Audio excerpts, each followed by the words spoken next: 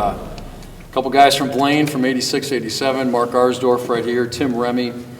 Guys, let's go back in time a little bit. When you guys were growing up, did you play youth basketball with or against each other in Blaine during those youth years? Against each other mainly. Absolutely, yeah. How well did you know each other back then?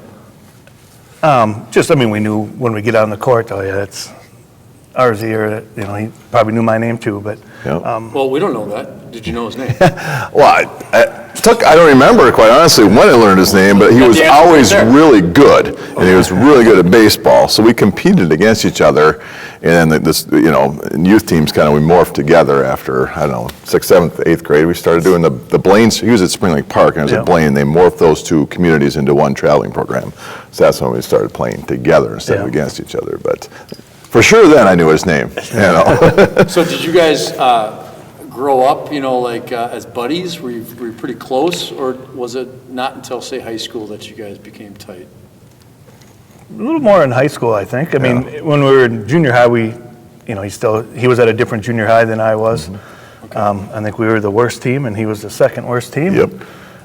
So was true. We just battled to see if we could beat them, then they would be the worst, and whatever. But not till I think our sophomore years when we got to high school, then it was like, all right, cool, now we can play together and see if we can do something here. Yeah, absolutely. You guys seem like you probably grew late. I mean, you probably weren't super tall. I don't know, you grew to be pretty tall, Mark, but I mean, were you guys kind of, later on, maybe high school, you really started to sprout up? I mean, I kind of remember both you guys as we're all skinny at that point, but you guys were really kind of shooting up at that time. High school years. Yeah, I remember my sophomore years when I really sprouted up. I want to say going into my sophomore year, I was maybe 5'10", and then 6 inches later, So I had a late growth. I think that's late. I don't know. It felt late for us, but I think that's, Well, and I was a late bloomer too. Late birthday, so I didn't turn 18 until almost graduating high school. Right. So I was maybe 6'3" then. I think I grew another 2 inches once I got into college, but. Okay. So you guys get to Blaine High School. How did sophomore year go for you guys? Did you guys play in the sophomore team, JV team, or varsity, or what? I think we both played a little bit of JV. Back then, they had JVs on Saturdays. So if memory serves me correctly, so we both played sophomore basketball. It was interesting because we had a guy, Jason Carver was our, he was the one sophomore that they did bring up a little bit. He's more physically ready. Like you said, you mentioned being thin, man. we probably both graduated at $155, so imagine. The weight room thing wasn't quite getting going yet, but. So they moved him up. They moved him up. Played some sophomore and a little bit of JV. Kenny Novak Sr. And that's how Novak Jr. always did it. He kind of, Sr. was the one that grew us up. So to this day, I appreciate Kenny Novak Sr. because he took guys like us that he thought these kids have some promise. Pounded the fundamentals with you. And he knew what senior or what junior wanted, so he'd get you ready that sophomore year, and we did really well. I think we might have lost 1 or 2 games, maybe. Got us going, and he worked us hard. I mean, he was tough on us. So that was a big growing up year for guys like us because you go from middle school traveling, and we were lousy, like Tim said. And all of a sudden, senior comes in, and he made us players, and it was tough, but it was good. His dad was my middle school coach. That's right. Mark's dad. Yes. He coached at Northdale Middle School, and Mark was at Roosevelt. So I had his dad coaching me, and then. So what did Ken Sr., what did he do to you guys to kind of kick your butts? I mean, he, kind of bang away at fundamentals, obviously, but he was pretty serious about that, huh? Yeah, oh yeah. I mean, he was, what did I say, he was a lot of woodenisms. Yeah. Be quick, but don't hurry, late and fast, and he'd always do these things, and. We never knew what they meant. Yeah, we figured out years later those are woodenisms. They're actually talking about be quick but don't hurry. Well, I wouldn't listen to the guy.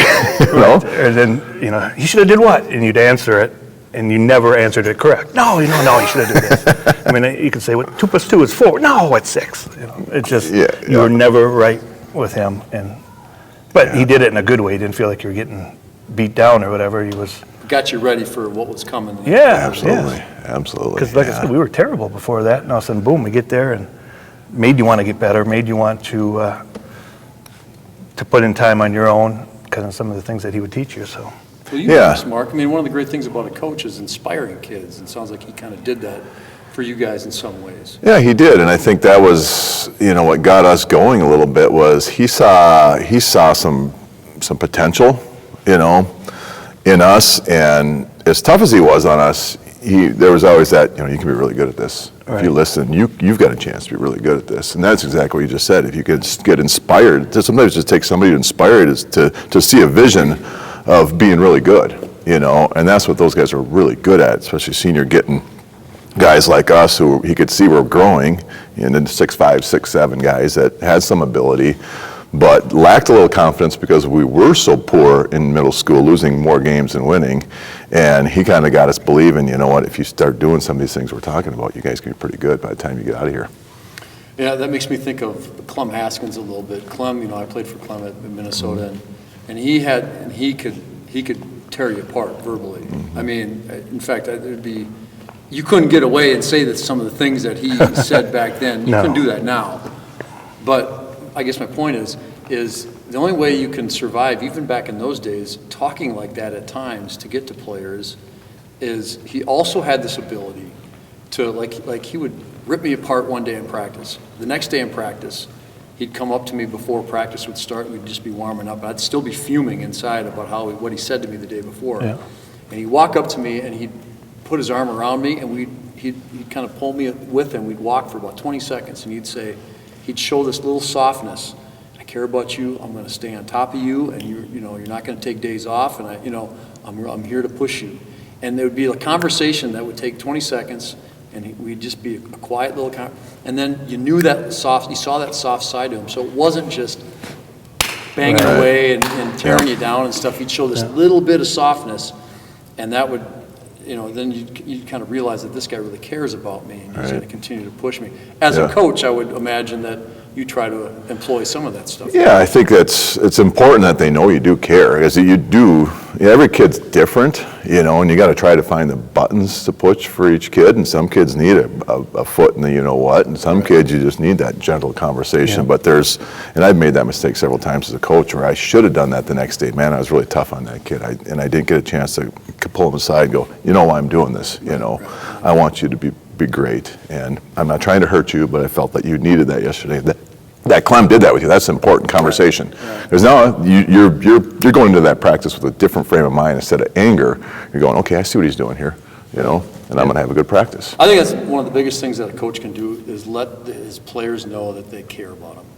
I mean, that sounds simple and stuff, but I think some coaches get so tied up in X's and O's and this and that and whatever, and you got to show those moments where you're kind of displaying to your kids that you do care. But anyways, all right, so let's move on. Let's get into, so you guys entered junior year at Blaine, 86, 87.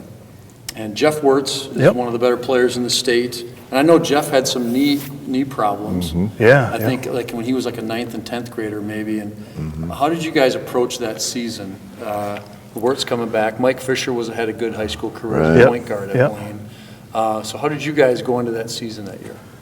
I kind of lacked confidence going into it. I wasn't sure, a lot of the guys on the team, hey, you're probably going to start this and that.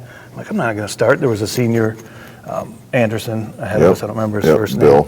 Bill Anderson. I'm like, well, no, he's going to get his time, and whatever. And they said, no, if you, I think you can play. So they're kind of building me up, but I was never expecting to start or play a lot then. I figured I'd have to work my way in and whatever. But so I didn't have real big expectations. Yeah, and we were coming off a year that I want to say, when we played sophomore basketball the year before, that varsity struggled, But Wirtzy was a stud, so we knew we had a guy that could carry us at times, and we had a really good point guard, Mike Fisher. And we also had this guy named Corey Lund, 6'9". I don't know if you remember him. I do remember him. Yeah, because I want to say the first time we played you, he was on our team. Yes. And then I can't remember what happened academically, or it was a weird deal. I still don't know what happened to him to this day. I'm still not going to get an answer for this. That was one of my questions, you guys. What happened to Corey Lund? Yeah. I think he was so smart. I think he pretty much went into college, didn't he? Yeah. He was taking college courses during high school, which you didn't do a lot during those days. And so he's 6'8", but he's like a walking encyclopedia. I don't know how his. Yep, he was homeschool type stuff, so he always did it was weird because he was there, he wasn't there, and then like middle of the season, well, it sounds like Corey's going over to Anoka Ramsey and going to take classes over there and not play basketball anymore. Like, geez, that's how I remember it. There had to be more to it than that, but that's just how. Back then, it wasn't as transparent. It was just kind of, there's no social media. There's none of that stuff. It's like coaches says, well, Corey's gone. We're moving on without him. And that's how I remember. It's like, all right, and it worked for me because I was backing him up. All of a sudden, I got thrown in the starting lineup, which, certainly worked to my benefit. But he was a big dude and he was good, and just all of a sudden he was gone. I wish I could give you a more distinct answer. Really, you are not. You're gonna have to get a hold of Corey. Because when we played, we should good luck that guy. He's probably a rocket scientist. I never played against him growing up. At least I don't remember. But the first time we played you guys that season in the Stillwater tournament, Christmas tournament, he did play. Yeah. And he didn't do much, I don't think, that night. But, that season, he was kind of in and out, and he was actually just kind of off the team. Huh? Yep. Yeah. Just off the team, but he was a big dude, and he was 6'9", and he had a little bit of girth to him, so he was a factor, but he just never, he was actually getting recruited for his size. Oh, you can't teach that. Yeah. You can't teach 6'8" or 6'9". He was not. No.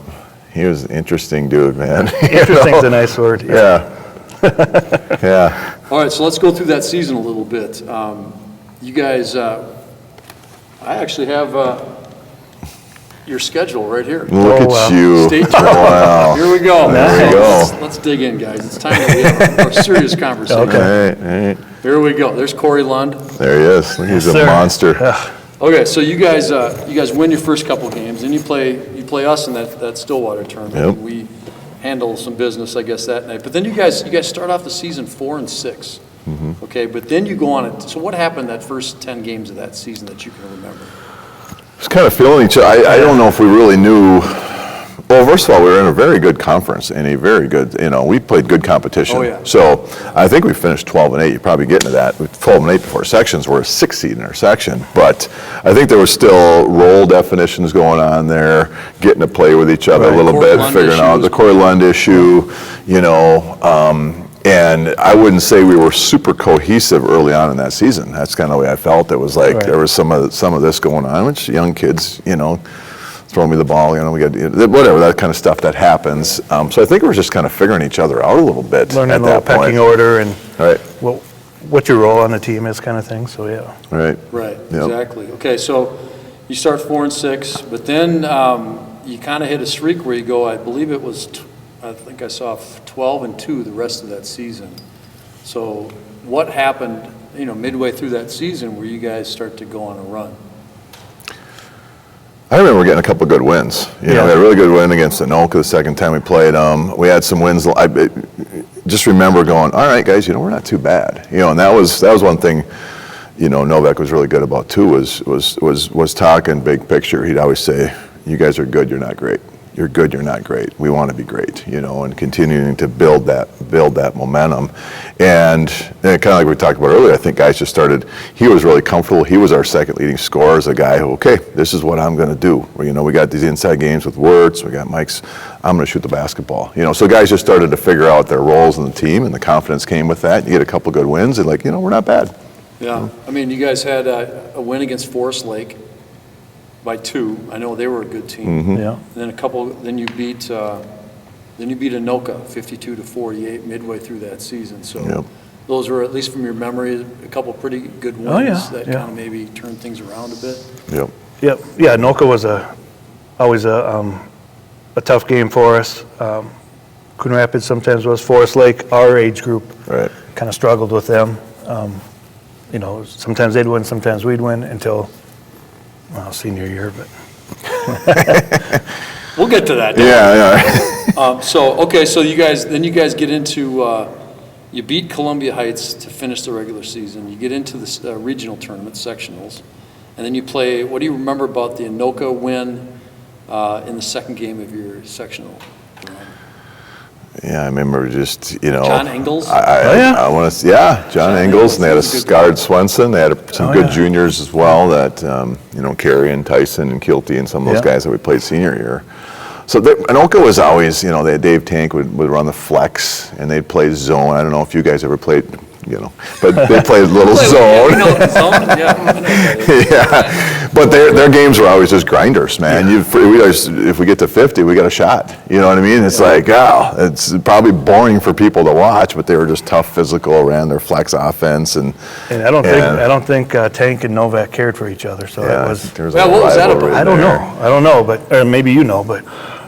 I don't really know. I think it was just competitive nature in both of them. You know, they had different styles, and I think, you know, Tank was around a lot longer, and all of a sudden here's this, at that time, Novak was a young, up-and-coming guy. Yeah, he would have to be in his late 20s, isn't he? Yeah. Mid-20s? Okay, so they were somewhat close in age, both of them in their 20s.